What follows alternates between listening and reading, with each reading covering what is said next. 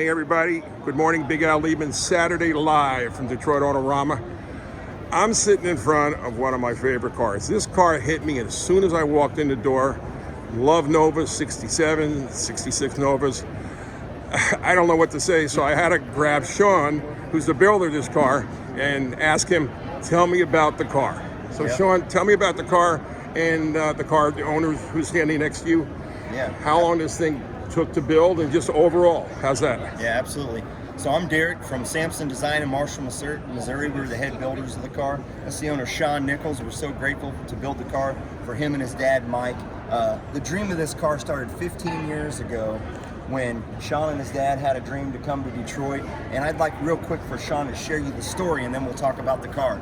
My dad suffered a heart attack and didn't know if he was going to be able to continue going. He made 2 cars for my brothers, and I wanted a car with him. So as soon as he came out of rehab, we started looking through classified ads, and we found the car. We started working on it, and then really we contacted Derek, Samsung Design, to make the dream of coming to Ridler true. And here we are, Derek. I'm so thankful. Thank you, Sean. So let's talk a little bit about how Rome came to light.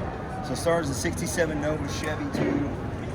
Most everything on this car is handmade, but the cool thing about it is we wanted everything to look like it was almost factory, a custom car, but we didn't want you to be able to see where we cut the car, move things around, tighten things up.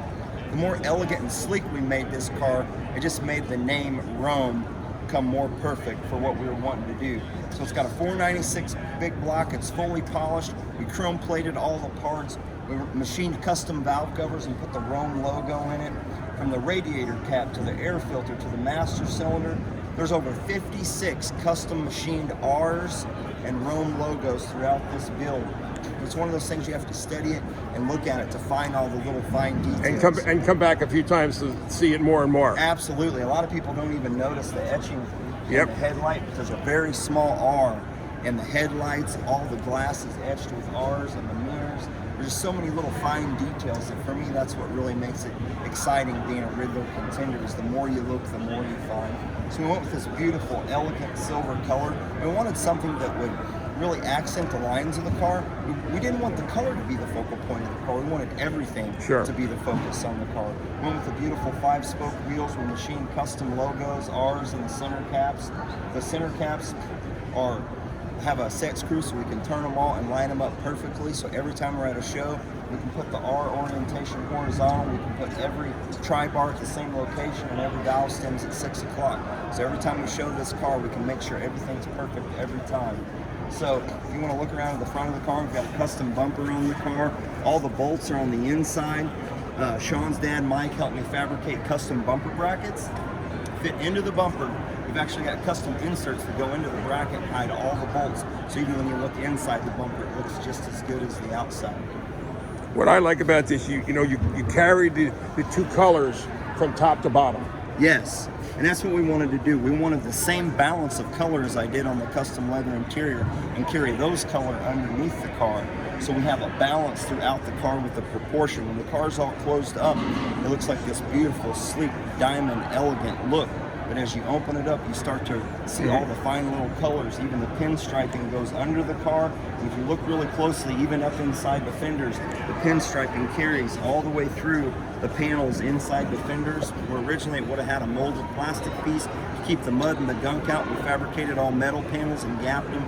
Got the same gap all the way around. And those are removable, so if you need to get out to work on the wiring or whatever you need to do, it's still functional.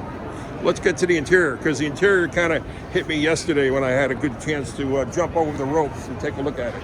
Absolutely. So myself and Jay that works with me at Sampson Design, him and I crafted a full one-off custom interior for the car. When I designed the interior, I wanted a little bit of a sports car look, but I also wanted it to feel more like an elegant look. So we went with the 2-tone leather, an orangey tan, and the beautiful black. We also used a subtle charcoal accent, which actually goes with the charcoal accents that we did under the car. So again, carrying the colors throughout the build, keeping it balanced. We did a one-off seat trim, machined the R in it, one-off seal plates with the Rome logo. We made one-off pedals. All the floor panels are all 3D. We wanted a beautiful European carpet, but we molded custom panels in the floor, made all the custom chrome strips, put the R's in the floor mats, carried a console all the way through the back seat and molded in the seats in the rear, and then finished it off with all the beautiful handmade trim and logos. So tell me about the Rome. That's what I've been trying to figure out since I got here. All right, Sean, why don't you share a little bit about how Rome name started? Rome is a great story. So as I was building the car 15 years ago, I was living with my parents, and for birthdays and for Christmas, we would get parts in, Right. and I'd store them in my mom's bedroom, and then all of a sudden in my mom's house, and my mom asked, when are you going to get these parts out of my house? And I said, Mom, Rome wasn't built today. Exactly, And exactly. then that's when Rome That's was born. perfect. And then That's after he told me that story and about the name of Rome and how he wanted me to design the car and finish the car, I immediately started thinking about the architecture, the elegance, the styling of Rome, and then it just ran from there. No. Hey guys, thank you for your time. This is a great build, one of my favorites. Thank like I you. said, I'm a big Chevy guy, Yep. even though I own a couple 32 Fords. Yeah. This is drop dead gorgeous. Big Al Liebmann signing off. More videos later.